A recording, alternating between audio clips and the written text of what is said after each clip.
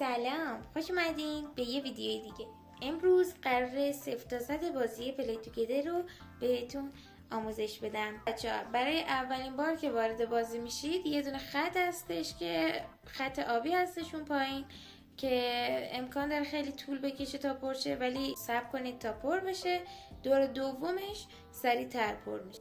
وقتی که وارد بازی میشید باید وی پی انتون خاموش باشه، به خاطر اینکه بعدش بهتون گیر میده و نمیذاره وارد بازی بشید.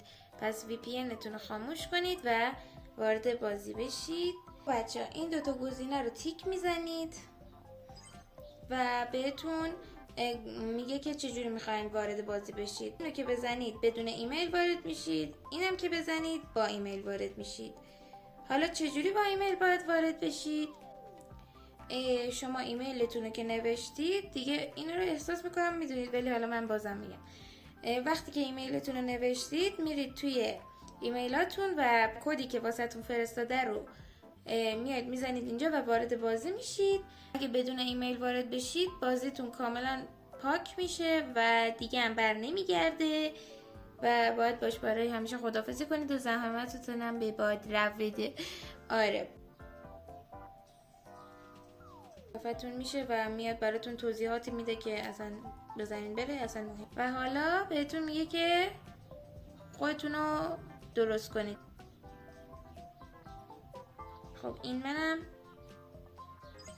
حالا میتونید یه اسم واسه خودتون انتخاب کنید. خب تاییدش کرد. حالا وارد بازی میشه. خب اول بازی 100 تومن بهتون میده و باید الان هیچ کاری نمیتونید بکنید به غیر از اینکه دنبالش کنید و کاری که میگه رو انجام بدید. فعلا اول بازی یکم زور میگه بهتون، بعدش درست میشه.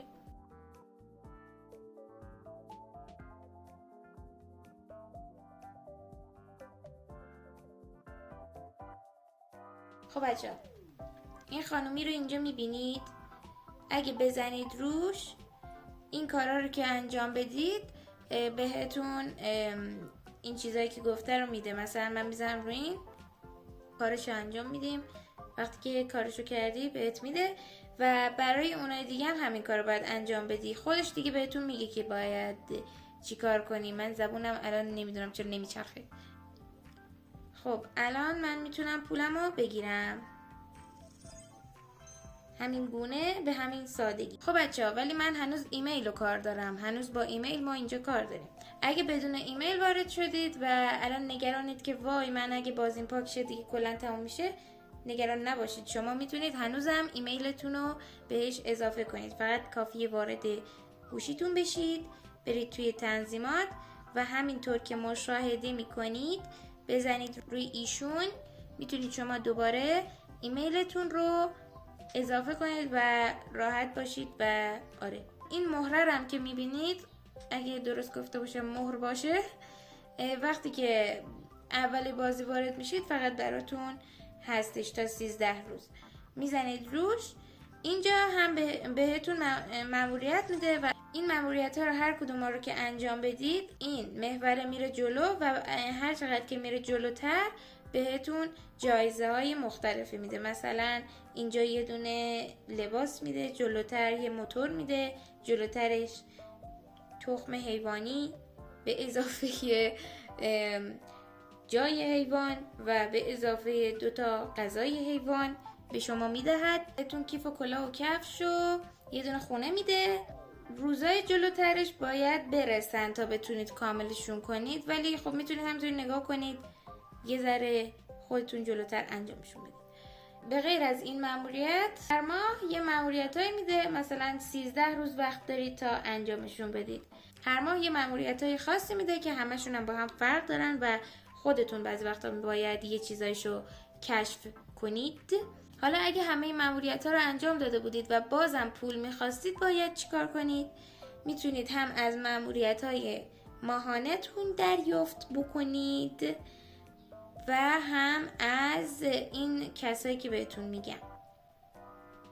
میتونید از این بازی ها پول دریافت کنید و بهترینشون هم این هستش، یا اینکه از یک کسایی مثل این خرس بنده خدا ماموریت بگیرید و جمع آوری کنید پول، ولی اونقدر نمیدن، مثلا تهش 100 تومن و وقتی که کار رو انجام دادید بهتون پول میده. الان یه چند نفر رو بهتون نشون میدم که میتونید ازشون پول بگیرید. یکیش این آقا پلیسه هستش، یا این دختره که کنار پارک هست، یا این آقاه اون بازی که بهتون گفتم خیلی خوبه اینه، همینجاست، ولی خب شما میتونید راحت‌تر از توی گوشی وارد بازی بشید و بعضی وقتا هم این قسمت رو میتونید پر کنید و پول و جایزه و اینجور چیزا بگیرید. حالا چجوری باید اونا رو پر کنید؟ یا بازی کنید و یا یه چیزی این قسمت هست برای کسایی که لولشون بالاتره، بزنید روش و کارهایی که گفته رو انجام بدید و بتونید اینجا رو پر کنید. بعضی هم که میخوان سری پرش کنن راحت پول میدن و بهتون بگم به همین سادگی ها نیست که اینجا رو پر بکنید، به خاطر اینکه خیلی زیاده و خیلی باید زحمت بکشی، ولی اگه پول بدیدی که تموم. الان رفتیم توی شاپ. این قسمت بست هستش که شما میتونید اینا رو با پول واقعی خریداری کنید، ولی بعضی وقتا یه آیتمایی هم میاره که با الماس میتونید بخریدشون و این قسمت وقتی که الماس رو میدی کامل میتونی این ستا رو بگیری. خب قسمت پایینی این قسمت هستش که شما میتونید با الماس یا پول خودتون اینا رو بخرید، ولی یه فرقی با بالایی داره. بالایی همه رو با هم میده بهتون، یعنی کامل پکر رو بهتون میده، اما اینجا فقط یه دونه میتونید بگیرید، اونم شانسی، که بعضی وقتا امکان داره که شما یه آیتم رو 2 بار بگیرید و کل الماساتون به باد میرود.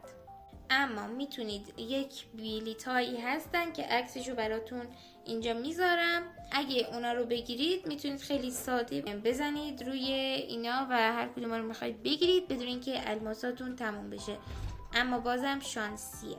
این قسمت هم هر روز تخفیف میذاره و وسیله‌های مختلف میذاره که میتونید بیایید و بخرید.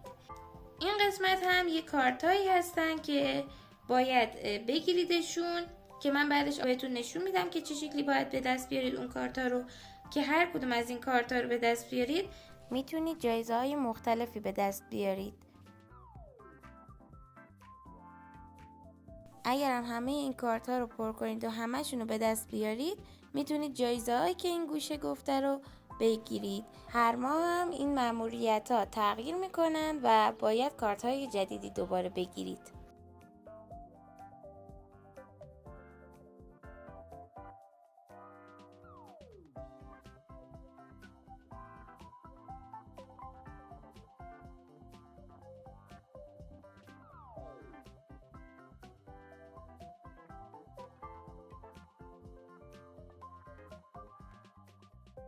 Super Premium, VIP, VVIP, Regular Vault, Premium and Super Premium Card Vault.